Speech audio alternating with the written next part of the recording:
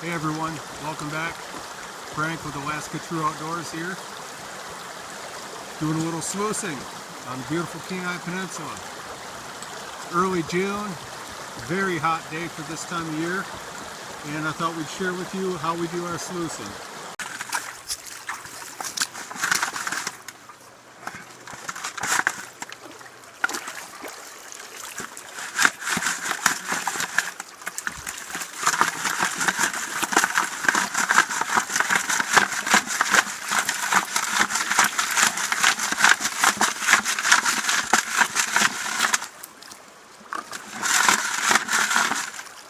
Here we have my associates classifying some material.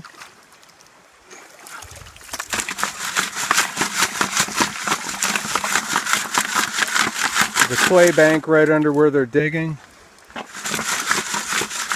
In the absence of bedrock, clay is a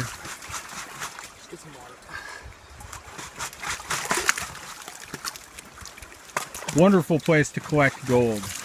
It hits that clay and just kind of builds up on it. It's kind of sticky and nasty to work with, but sometimes it really pays off. Did a little test panning here, showed some good color. So we're going to get some material ready and set up the sluice box.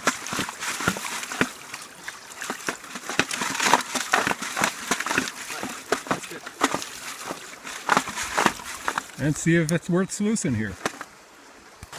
So we have here a typical sluice box or creek box, some people call them.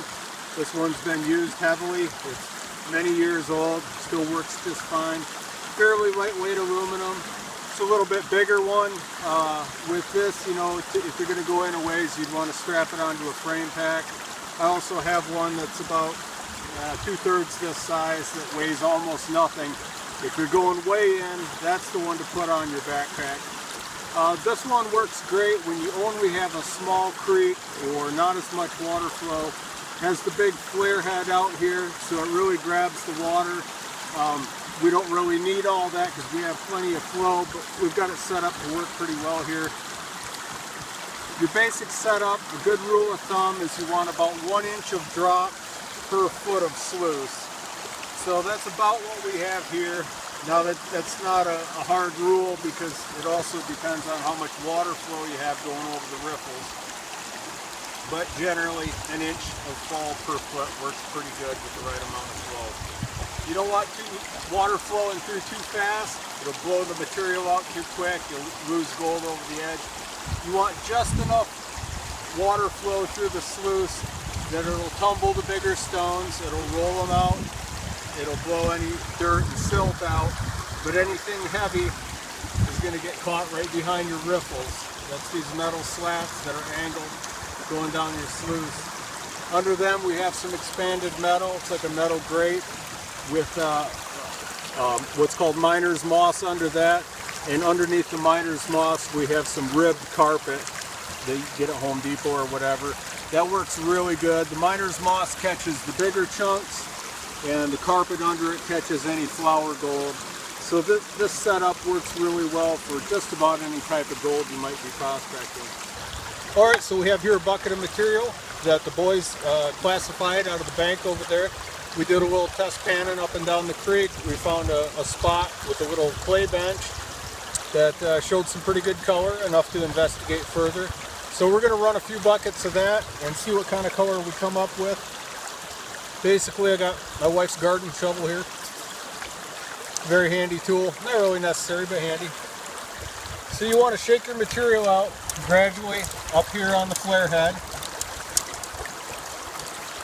As you can see, the current's coming in and it's making kind of a V right here. You want the water to come in kind of evenly. It looks like we shifted a little bit here. There we go, that looks a little better. You want the water to come in from both sides. That'll help keep the gold and your material going down the sluice evenly. If it's too much current on one side, the sluice isn't level going across, you'll build up material on one side, and that isn't good. You want even flow going across the sluice. That looks pretty good there. And basically the sluice is doing all the work that you would be doing running a gold pan. You're not going to work a huge amount of material like this. It's more akin to the amount of material you'd run with a gold pan, but this just takes the work out of it. You just classify your material in the bucket like you saw the boys doing, and then sit here and feed it. Now you don't want to feed it too fast, you don't want to dump your material in, because that'll jam everything up. And then you'll have gold that's actually flowing over the riffles and getting out. You can see how the material is building up on the downstream side of the riffles there. That's exactly what you want to see. All the bigger stones are being rolled out gently. What's causing this, it's not so much the riffle, it's what the riffle does to the water. It makes a little swirl and kind of a vacuum behind it. So anything heavy drops right there, and you want the current to be just weak enough that it doesn't blow that stuff out. But you want it strong enough that it moves the pebbles out good. It's just about how we've got it here. So we got about 2/3 of a bucket here.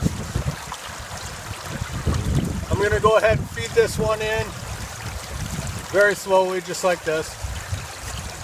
And we'll run a few more buckets, and then we'll do a cleanup. I'll show you how to take the sluice apart, how to get the heavy material out of the miner's moss, and then we'll do a little finish panning and see if we came up with enough color out of the spot to make it worth doing any future prospecting here. All right, we're wrapping it up here, putting the last of our material in. Run a couple buckets full.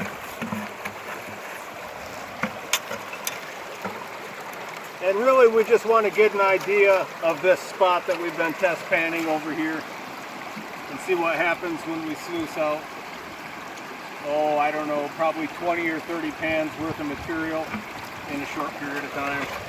It's a little bit better idea of whether or not it's worth pursuing in here. Sure is a beautiful spot though, regardless of any gold.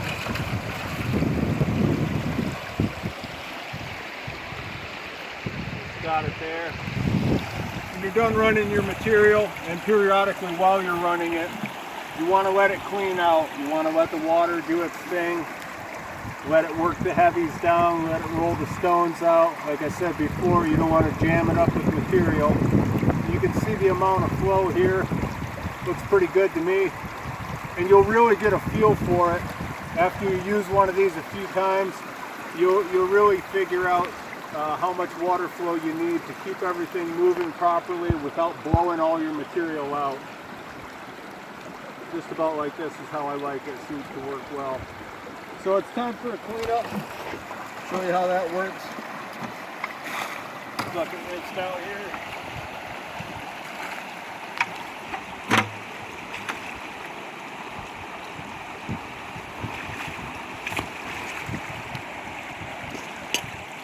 This part can be kind of delicate. You don't want to pick the sluice up at a weird angle, lose material out of it. You want to very carefully pull it stable, pick the front up so it cuts the flow, and then lift it out without dumping any material. Then we grab that bucket.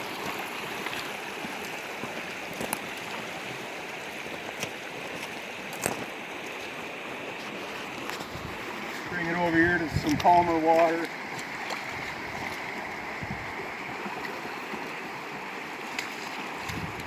Normally I have a panning tub or a cleanout tub, which is basically a concrete mixing tub.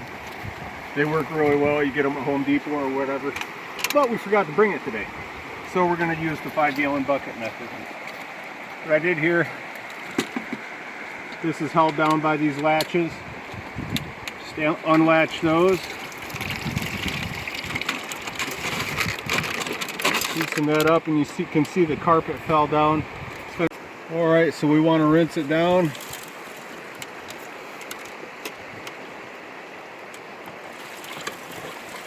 Get everything flowing down into the bucket.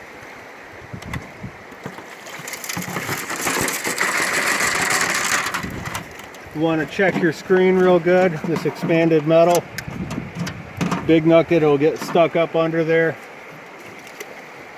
Be a good problem to have. I haven't had it happen yet. This area is known for some really big nuggets.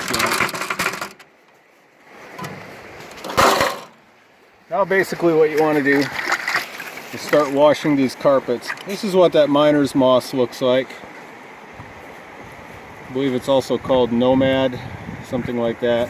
But basically same type of mat you see at a entryway at a lot of businesses or at your house. I believe it was originally developed just for this, for gold mining, and it makes good traction. I think that's the story I've heard anyway, that eventually it ended up getting used for a lot of different purposes. It's good to give this stuff a little stretch while you're rinsing it. That opens it up and lets any material drop out. If there's any stones, or if you're really lucky, a nugget stuck in there.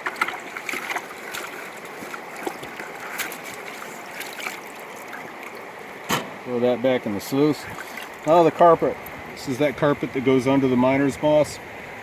You probably recognize it. It's like entryway carpet, indoor outdoor stuff. Some of it has a rubber back. This one does not. I've used both work just fine.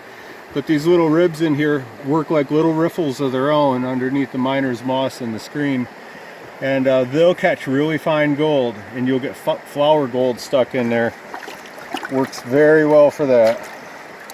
In areas where you're strictly working with flour gold, or almost strictly, like beach mining, where it's really fine particles of gold, this is really all you need for that. If you have your water flow proper in your high banker or sluice box, whatever you're using there.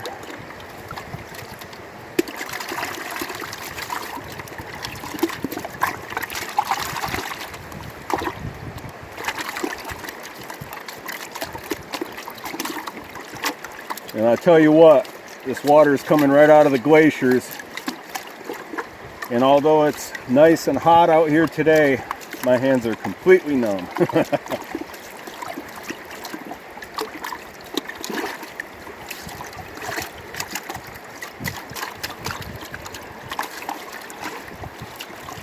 Alright, looks pretty good. Throw that back in the box.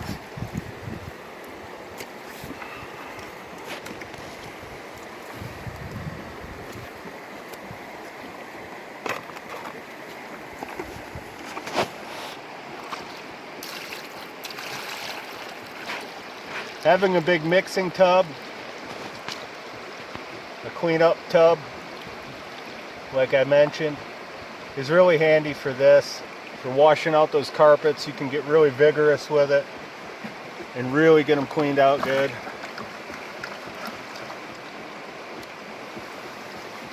And also that you're not taking the risk of panning like over top of the creek. Something weird happens, you do something stupid like stumble with your concentrates in the pan. You know, you'd be much better off panning over top of a safety tub, a cleanup tub, than over the creek bank. But I'm an idiot. I forgot our tub, so I'm going to do it like this. I got one big pan under it.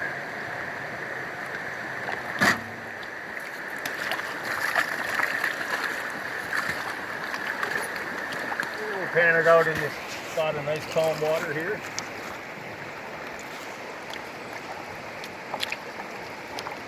Yeah, maybe it's too shallow.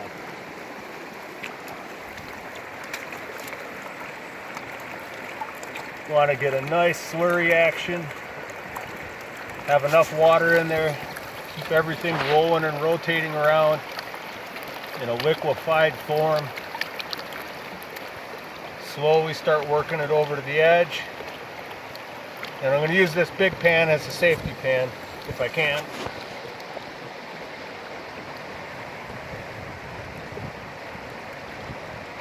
And let the water pull that lighter stuff off the top. The bigger rocks, the lighter sand. And you'll see when it starts locking up.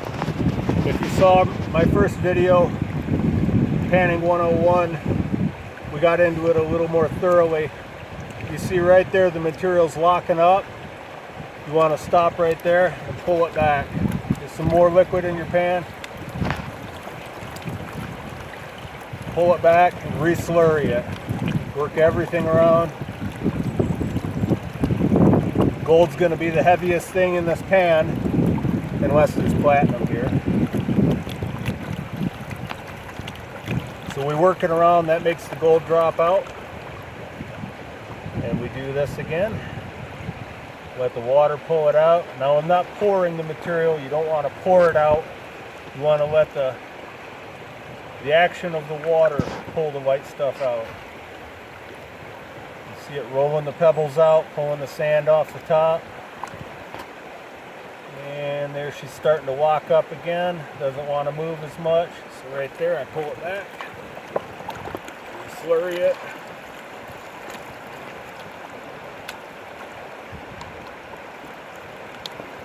If you want to learn how to pan, best thing I can recommend is take some little pieces of lead, some little flattened pieces of lead, maybe some birdshot, something like that.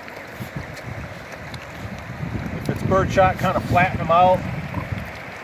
Maybe cut them in half a few times, make some little pieces. Pour that into a pan full of gravel and practice. Count how many pieces you put in there and try to get them all back out. Pan it out like this.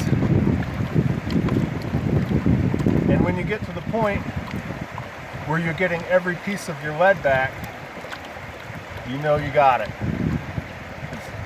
Gold's even heavier than lead, so it's actually a little easier to pan than lead. So if you get really good like that with lead, gold will be a little bit easier. We're getting it worked down pretty good. Now we didn't run a ton of material through the sluice. It's a beautiful day, we're just out poking around, trying new spots.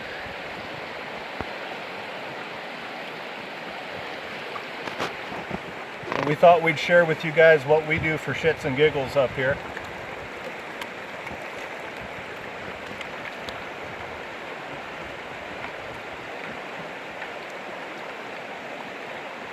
Pull down. Back. Not seeing a ton of black sand. Maybe a little. Don't see any nuggets yet.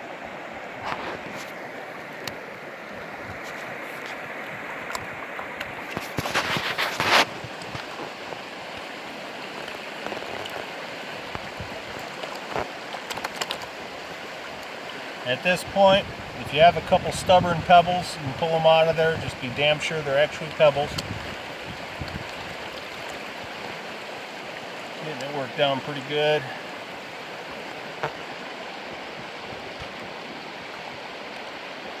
Yeah, a little bit of black sand showing up. Alright, we'll get rid of this. And get some water in here. Now we'll go up on the bank and see what we got. You can stop it right there. Okay, I'm going. Alright, we're over our safety pan here. I like to pull the last little bit of white stuff off the top, away from the riffles. And actually there is some good gold in here. I see some other chunks of something heavy, I don't know what. No, that's actually quite a bit of gold. I do my tap. Pull everything over. Pull everything over to the edge there.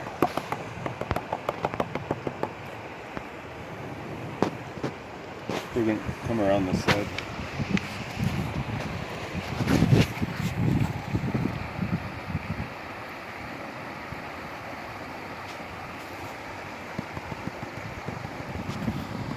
That's gold. See the black sand washing out of it.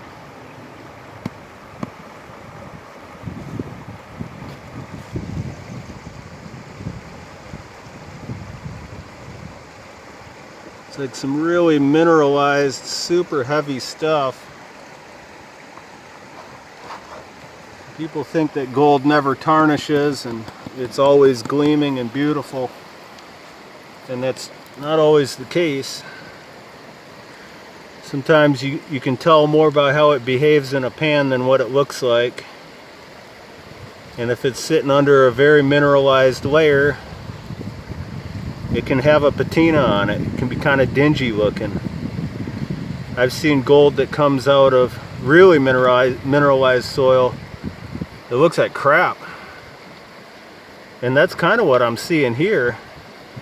You can see a bunch of colors that's really bright. And these heavier chunks here, you can see how they behave. How they just stick right to the bottom of the pan.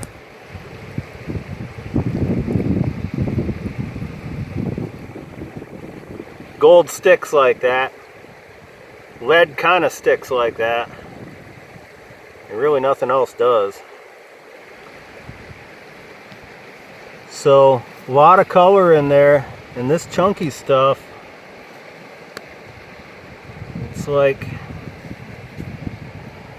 it's almost like flour gold compacted. I can see gold in it.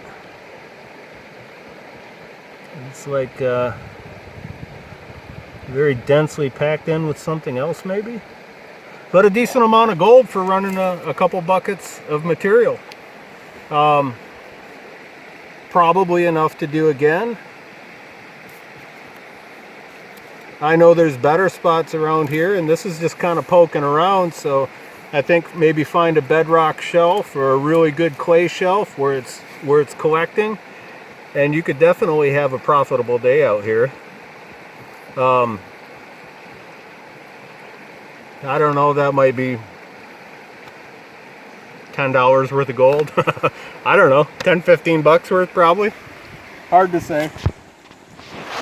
So anyway,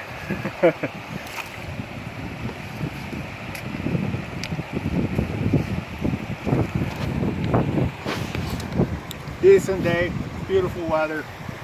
We're in the mountains. Really, what more can you ask for? A couple big nuggets would be nice, but so we didn't get rich today, but we sure are blessed. And we sure do give thanks for that. There aren't many places in the world more beautiful than Alaska.